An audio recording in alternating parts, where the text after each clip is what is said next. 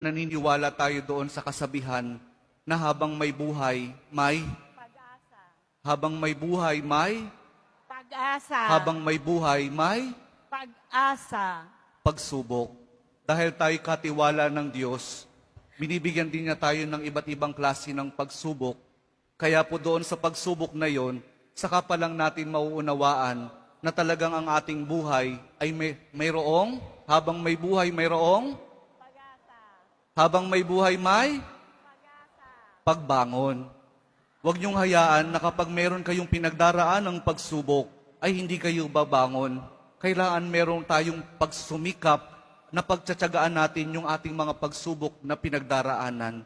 At kapag mayroong pagsubok at mayroong pagbangon, saka pa lang natin mauunawaan na talagang ang ating buhay na habang may buhay,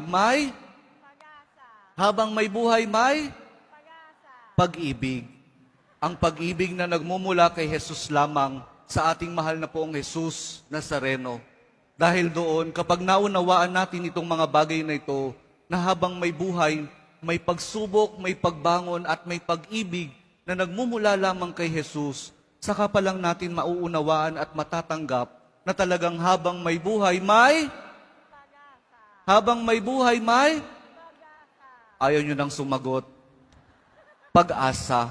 Sapagkat hindi po tayo ipapahiya ng pag-asa na nagmumula sa ating mahal na poong Jesus Nazareno. Amen?